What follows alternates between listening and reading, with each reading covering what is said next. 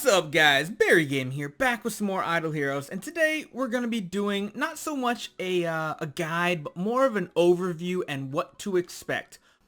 In case you have never seen it, this is what they usually post to social media, Facebook, Twitter, things like that. It is their server merging notice. You'll see these probably twice a month, but usually what happens about 2 a.m. on a Monday, GMT, so you have to make sure what time zone you're in. For me, it was like 9 o'clock at night, something like that on Sunday. But what happens is they take the server down, the server cluster down for about 2 to 4 hours, and they do the combination, and you do get some compensation. You get 2,000 gems and 10 universal skin shards, so you get one free skin.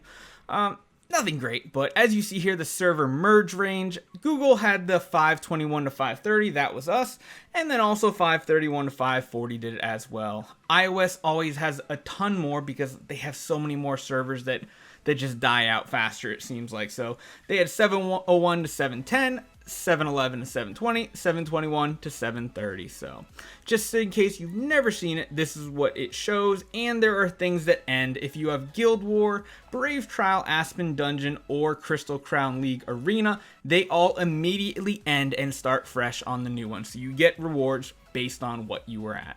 We just recently merged today into server 47 on Android, so that was servers 521 to 530. Every time a group merges, it's a group of 10 servers. They squish down into one, so they do that so that the servers don't die out. They don't, you keep activity going. And as you can see, we actually have a lot of conversation going on. The biggest change you see is this general chat, the world chat. Yeah, exactly. Yeah, after server merge, this is so lively. It really kind of invigorates the server, but on a downside, it does make some of the players that aren't as strong kind of feel like quitting because they kind of get ganged up on a little bit. So we'll kind of go over what to expect on this.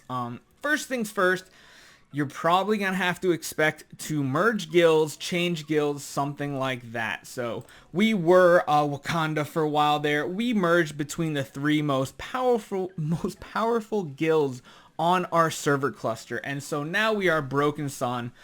Before it was Broken Wings. It was 3 stars and a sun, I think, and Wakanda. We all grouped into one, and now we are the powerhouse. So what that means is everybody from servers 521 to 530 are now using the same Crystal Crown League. And as you see, I mean, you got a couple names in here, but if you go down the list, this is typically what happens after a big server merger.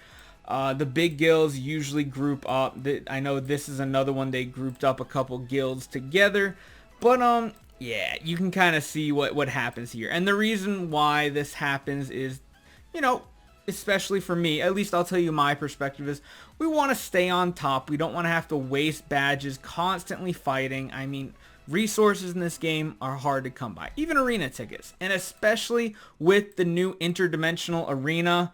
I mean, you want to save your tickets for something like this. Granted, I never push Maverick. It's way too high to try to get up there. Not worth it. I'll take my Overseer every month. But the other reason as well is Trial of Champion. You need those tickets for there as well.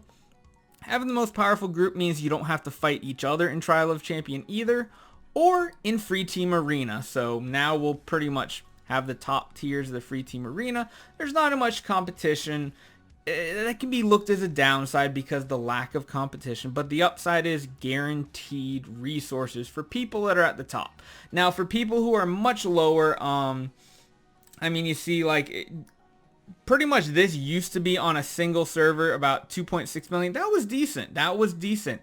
Now, not so much, because, I mean, I can kind of just show you through the friends list and show the power. 3.9, 4.0, 4.0. These are all the top players pretty much and their power level. So you can kind of see where you're at. Anything below 3 million is just not even competitive at this point, at least for the top tier spots. I mean, even like 3.5 million is pushing it to be competitive. If you don't have a full E5 team after a server merger, chances are you're not going to be too competitive. You're not going to be able to be in probably the top 50. You'll probably be in like the top 500-ish. It's the one downside, but it's bound to happen. It's the way that Idle Heroes groups up servers so that people are, I guess you could say, so that there's more activity, so the server doesn't die off. Yeah. The one thing that it used to do is Brave Trial used to get immensely harder, so much harder. Yeah, I'm fighting myself on night 15. But now if you notice here, since the last update, you don't have to worry about that as much when you merge because you're already fighting against people from all over. And let's be honest, Brave Trials is a lot, I was about to say very easy. It's not very easy, but it's a lot easier. And it's to the point where you can just save up these tokens in case something ever changes down the road. But as it is right now, it's pretty good. As you see, the power levels they kind of spike still on 3, 6. So you got the little higher ones, of course, myself again, 12, things like that. But overall, the power levels stay pretty low, so you don't really have to worry about that much anymore. The one thing that does change, we need to check our applicants and get everybody in the right guilds. We're still missing a few people here.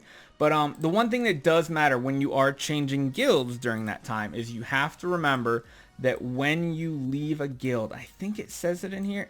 Actually, yep, here we go. So you can't sign up for the next boss challenge for 72 hours. So that pretty much means you don't get to fight like one Flame Shrine boss. Like this one's going to expire soon. The sign up's going to be done by the time they're not locked out anymore. So you miss a whole Flame Shrine attempt. That's kind of sucky. But the other thing is you have to make sure in Guild Wars you do not register until everybody's on your team. So we should be doing pretty good here, that's for sure. This should be a pretty easy win here, I'd say.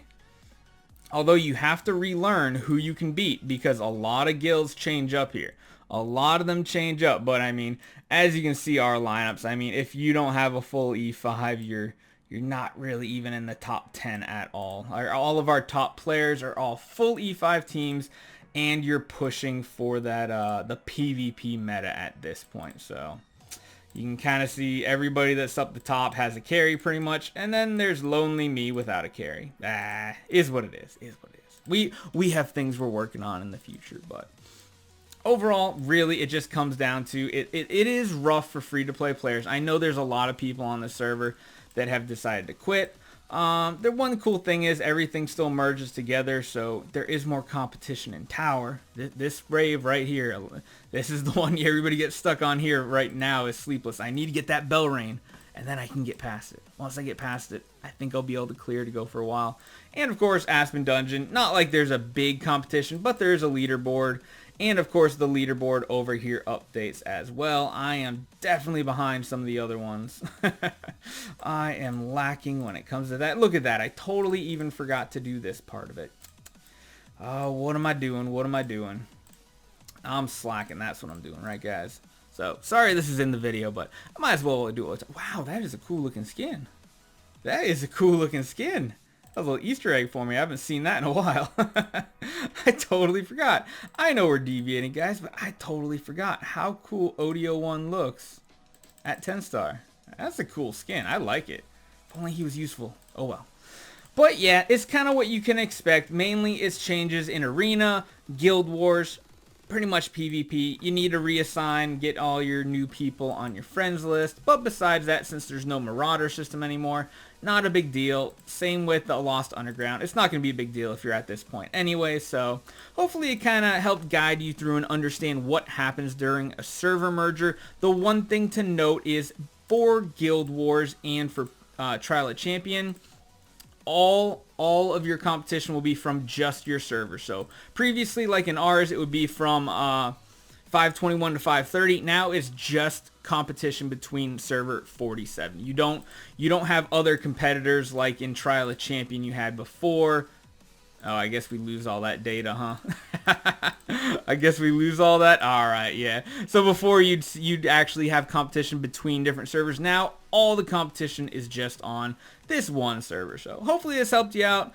Post any questions down below if you have any other questions about what happens.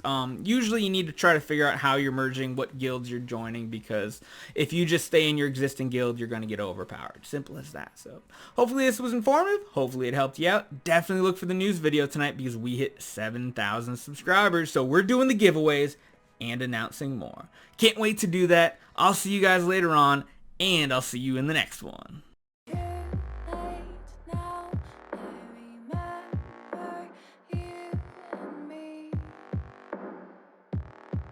how careless we could be.